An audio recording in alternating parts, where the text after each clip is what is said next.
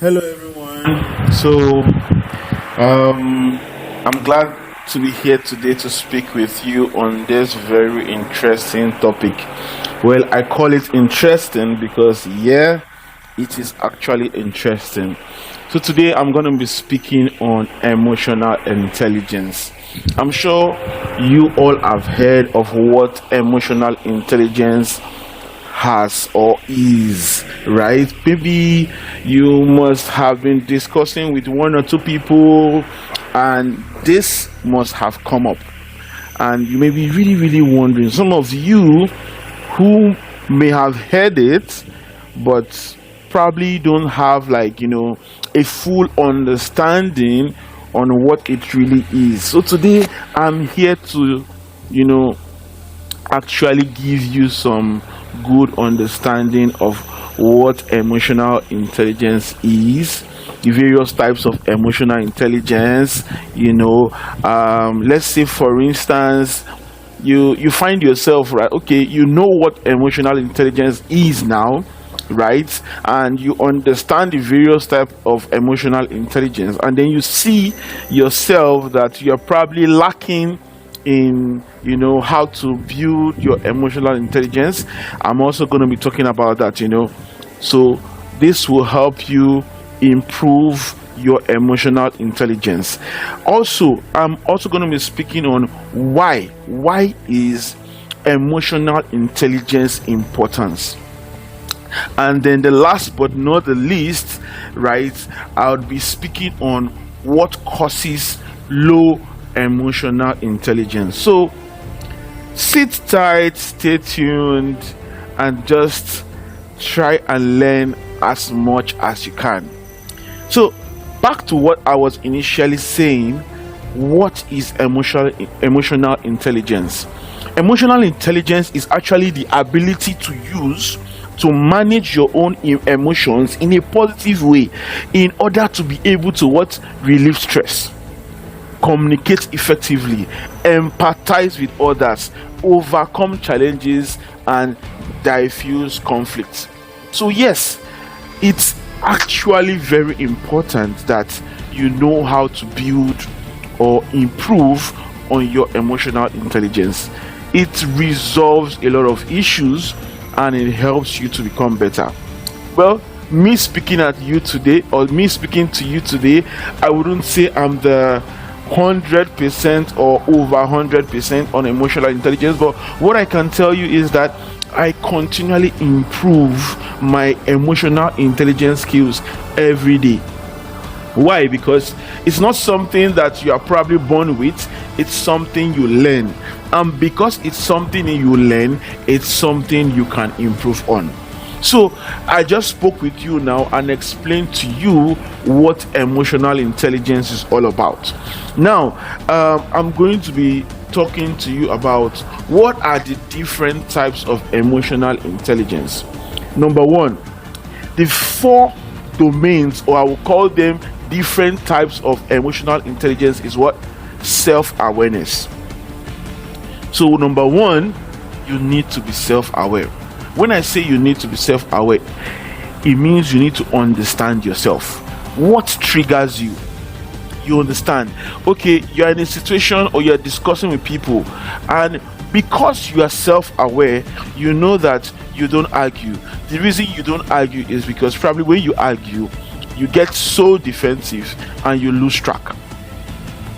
That's not being proud, that's being self-aware. You are very much self-aware of yourself. Or because you understand yourself, you really know that, well, you are not the type that needs to spend 24 hours reading your book. So rather, you would prefer that at the beginning of the lecture, you read 1 or 2 hours till the time the exam comes. So every day, instead of you to wait till towards the end of the exam for you to read, you find yourself studying every day, even if it's minimum of 1 hour.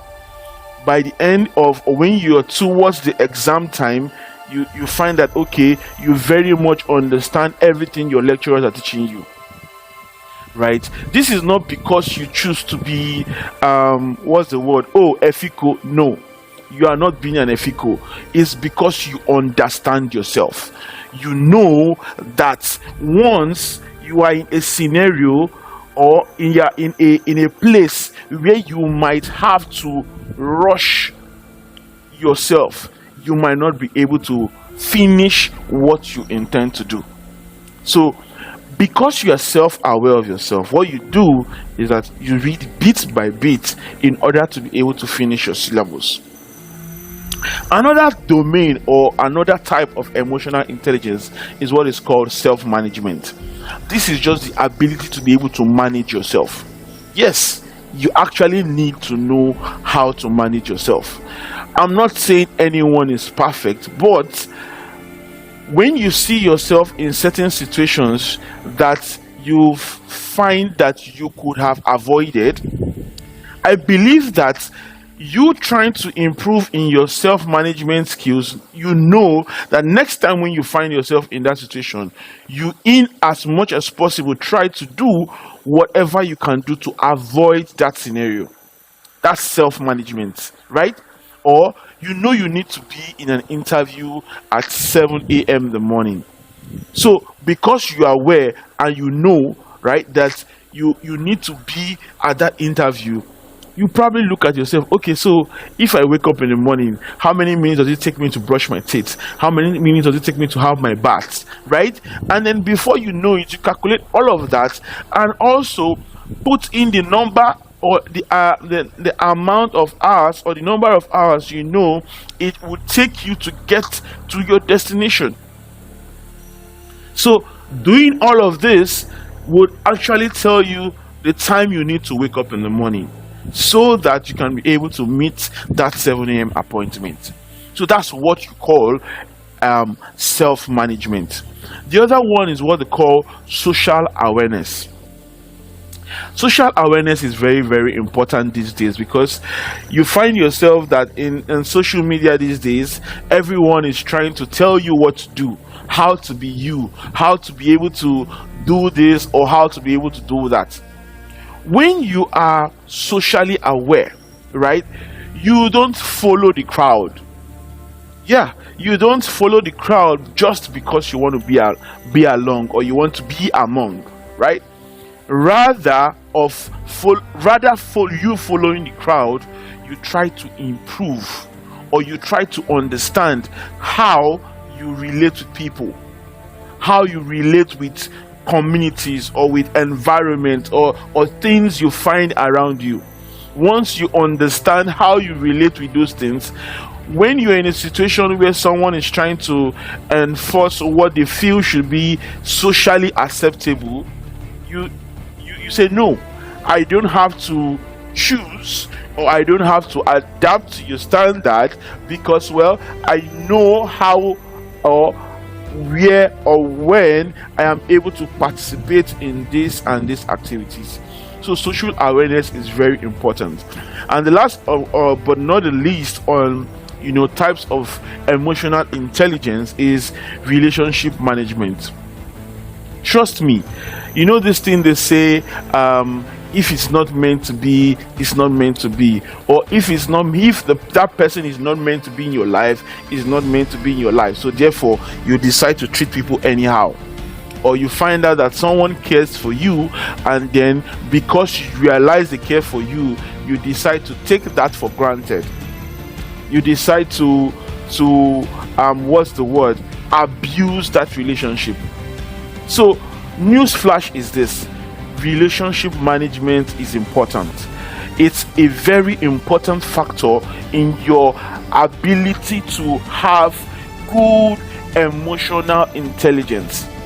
Very, very important. The reason is you need people. In this life, you need people. Don't let anyone deceive you. You actually need people. So you have to be able to build those relationships that are important to you.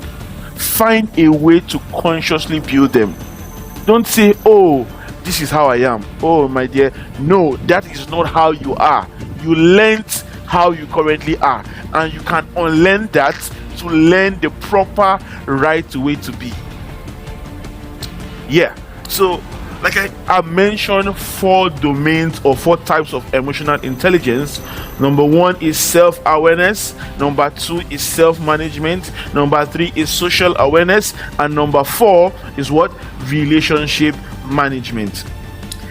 Well, so these are very key aspects of emotional intelligence. They are very, very key aspects of emotional intelligence, and that's why you don't joke with them. That's why you don't joke with them. Now,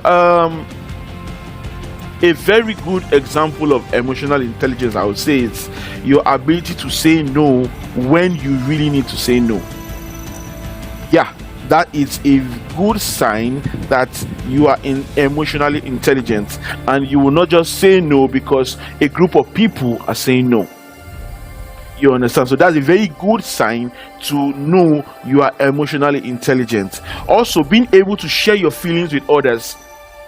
Yeah, it takes emotional intelligence to be able to share your feelings with others. Another one is being able to solve problems in ways that work for everyone. So let me take, for instance, you are about to cook noodles, right? And you realize that you're not just cooking for yourself, you're cooking for a group of people. You understand that certain people don't like certain things in their meals, and you are able to make something work that, oh, every one of us will enjoy that Indomie noodles. That's what's called being emotionally intelligent, because you were able to solve the problem of hunger for those group of people, and also putting into consideration the fact that those people have some particular kind of what will I say, maybe things that they don't like seeing in their food, right? So that's you being emotional intelligence. So yes, I've given you some ideas about what emotional intelligence is, the various types of emotional intelligence. I've given you some examples of emotional intelligence, and then you're like, okay, how can I improve on my emotional intelligence? How do I go about that? Well, good news. Yes, like I told you, emotional intelligence is a skill that can be improved. Yes. So I know you know some things right now, but then you can have a better understanding of those things and be able to improve your skills. So the very first thing I will be looking at here in order to explain how to improve your emotional intelligence is this: practice observing how you feel. When you practice observing how you feel, this helps you to know what you like, what you don't like, how you feel when something around you happens, and how your reaction to that particular thing is, right? So that's how you are able to improve yourself. You are able to understand, oh, this is the feeling I have when this and this occurrence happens. Another way to improve your emotional intelligence is you pay attention to how you behave. Pay attention to how you behave. Like I said, when a particular incident happens, what is your response? Understand your response.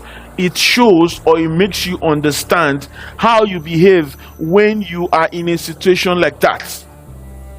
Right. Now, I'm not saying that if you behave badly, it means that, oh, that's solely how you are. But then it lets you know that, well, I think I can do better. Right? It lets you know that I think I can do better. So yes, you were faced with a particular incident and the way you behaved was not really right. What you do is, when you find yourself in a particular situation like that, now you understand, because you've observed how you behave. You then try to consciously change the way you react to those situations. Another thing you do is what? Question your own opinions. Yeah. Questioning your own opinions helps you improve your emotional skills, your emotional intelligence skills. Yeah.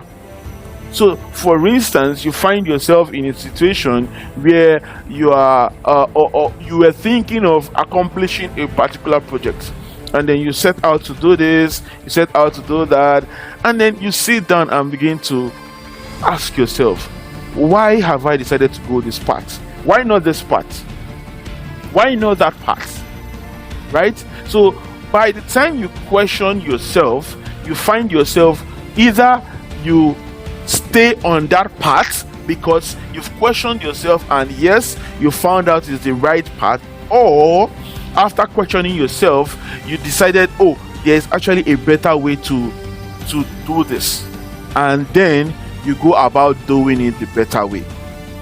Right? And then the last one here, or let me not say the last one, or a couple of things before the last one, is taking responsibility for your feelings. Yeah, you need to take responsibility for your feelings in order to be able to improve your emotional intelligence. Another thing you need to do is what?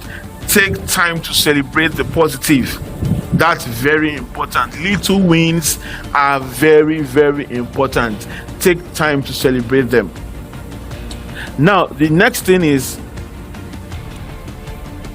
when you, okay, in my last point, right? Yes, when you take time to celebrate the positive, the little wins, also please, I'm not saying you throw away the negative ones. Look at the negative ones and find a way to do better. Find a way to improve on them.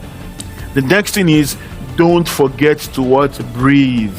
Don't forget to breathe. Yes, you find yourself in a tough situation and you're like, oh, your mind is going helter-skelter, and you're like, how am I going to be able to go about this? How am I going to be able to do this? In that situation, don't forget to breathe. Now also understand that what? Improving your emotional intelligence is a lifetime process. So don't be in a haste to say, oh, I need to learn everything in the world in order to be able to ensure my emotional intelligence is 100 over 100. The truth is, you keep improving on yourself every day. Now, why is emotional intelligence important? I've told you that yes, emotional intelligence is very, very important. But why? Why actually is it very, very important? Number one, it helps you to build relationships with people. And like I told you, in this life, you need people. You need people in this life. So it helps you to build, right, your relationships with people. Number two, it helps you to reduce team stress. It helps you to reduce team stress. Yeah, so emotional intelligence is important because it helps you to improve team stress. Number three, emotional intelligence helps you to diffuse conflicts. So when you see a conflict is about to start up, a conflict is about to happen, emotional intelligence helps you to diffuse it, neutralize it, and make the situation around there be very nice. The last but not the least I'll be talking about is what? Emotional intelligence helps you improve your job satisfaction. So you may have been wondering, how do you improve your job satisfaction? Yeah, emotional intelligence helps you to improve your job satisfaction. Yes.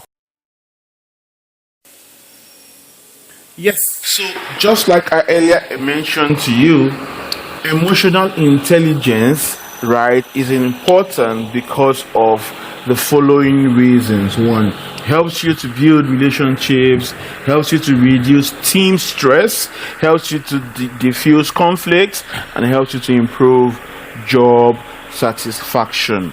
Now, the next thing I'll be going on to is what causes low emotional intelligence. One of the very known causes why people have low emotional intelligence is medical condition like alexithymia or autism, right? Autism. This is a very known situation that people who have this kind of medical condition have low emotional intelligence. It doesn't mean that they can't improve it, but most of the time you find this, right, It's with people who have this medical condition known as autism. Right. It can also be as a consequence of your mental health condition, or the last one, addiction. Right. It can be as a consequence of your mental health condition, right, or the last one, addiction. So yeah, these are very known causes for low emotional intelligence. Now, you begin to ask yourself, so you see people say, oh, I'm very emotional intelligent, and you begin to wonder, so what does this person have that I don't have? Right? How do you know that yes, I am emotionally intelligent? Number one thing you would observe within yourself, or you would see among people who are emotionally intelligent, is what? They embrace change. They embrace change. Change, like we all know, is a constant thing. So what they do is that they embrace change. Number two thing that they do is, or that they have in common, is that they have a strong self-awareness. So you see some people in some argument, they'll tell you, oh, I don't argue with people. It's not that they are proud, but they know how they become when they argue with people, and they don't want to be like that. So they just tell you, I don't argue with people. You can also see various people who because they are self-aware, decide to do some things and decide not to do some things. Yes, another thing that would make you know, or you see amongst people who are emotionally intelligent, is that one, they show empathy towards others. Right? They show empathy because they know that people have different environment, or people were brought up in different environments, so therefore are going through different situations. So when they see people in difficult situations, they don't have to pity them, but they empathize. They have the ability to show empathy. Right. So the next one I would say is that they pursue progress, not perfection. Just like I was even telling you, emotional intelligence is something you improve every day. You improve every day. There's no 100 over 100. You continually improve yourself or your emotional intelligence skills. Right? So one thing you see among these people who are emotionally intelligent is that they know that they don't need to go after perfection, but well, they need to be better than what they were yesterday or who they were yesterday. Right? So that is one of the attributes you see in people who are emotionally intelligent. Another thing you see is that they have a balanced life. So they are able to know the time for sports, the time for family, the time for games, the time to hang out with friends. It's called balanced life. So you have to be able to find a time to balance all of this out, because no one is solely important. All of them have important places in your life, so you need to be able to balance all of them. The last one I'm talking about, or I'm going to be talking about, is what they are curious and eager to learn. Yes, emotionally intelligent people are always curious and eager to learn. Why? Is because they know that learning is a constant thing. It should be a constant thing, and if it has not been a constant thing, it should be made a constant thing. You learn every day. So I mentioned about 6 characteristics that you find amongst people who are emotionally intelligent. 1, they embrace change. 2, they have a strong sense of self-awareness. 3, they show empathy towards others. 4, they pursue progress and not perfection. 5, they have a balanced life. And 6, they are curious and eager to learn. Right. So now we've been able to see these characteristics that emotionally intelligent people have. Now you ask yourself, can emotional intelligence be taught? By now, if you've been listening clearly to me, I believe you should have that answer. So tell me, what is your answer towards that? I look forward to getting a feedback from the organizers of this program. And the question is, can emotional intelligence be taught? So yes, also I would like you to make a reference to somebody who has given you an answer towards this question. So if you did your research, you were able to find out something, you should be able to tell me, oh, this person said this, this person said this. So I'm going to be looking forward to a feedback from the organizers of this program. Yes, so the last thing, but not the least, I'm going to be talking about is, how do you improve your emotional intelligence? How do you improve your emotional intelligence? So, number one, I will just run through some quick tips on how to improve your emotional intelligence, which is one, drop the shame. Drop the shame, because there's nothing to be ashamed about. If you have to learn, you need to learn. Nothing to be ashamed about. Number two, notice your triggers. Yeah, notice your triggers. That's how you improve yourself. Number three, identify how emotions feel in your body. When you feel anger, what does it feel like? You need to be able to identify that feeling, right? Number five, label your emotions. So yes, there is an emotion where you behave erratically. It's called being angry. There are some other emotions you have. You need to be able to put a label to them.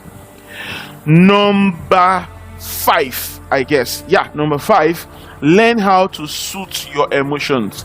Learn how to suit your emotions. So you know you behave this type of way. Learn how to walk that type of way, so that you can be able to improve on that particular pattern. Learn how to suit your emotions. Number six, observe rather than react to other people's immaturity. Yes, that is a very beautiful way to improve your emotional intelligence. You don't just go reacting to every person that behaves immaturely around you. Right? You need to learn how to observe. When you observe, you get to understand those people better, and then sometimes you avoid them from triggering or from being able to trigger you, because you've observed, how they behave. So learn to observe more than reacting. You understand? And then the last but not the least is, write it out. Those emotions, write them out. Take a pen, take a paper, or if you have an e-book, or if you have an e-notepad, take a pen and write down those emotions. Write it out. The last one I'm going to be talking about on how to improve your emotional intelligence, and this is where I'll be rounding off, is what? Find a role model. Yes, you might say, oh, what does a role model have to do with this?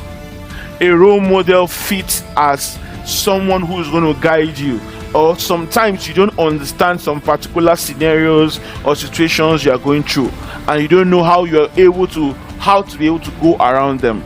A role model who has probably been through those situations or those circumstances will just tell you, okay, it's better you do it this way, it's better you do it that way. So that is what a role model does. So to round off this lecture or this session, I'm just going to be giving just brief details on how to improve your emotional intelligence. I'm going to list them. Number one, drop the shame. Number two, notice your triggers. Number three, identify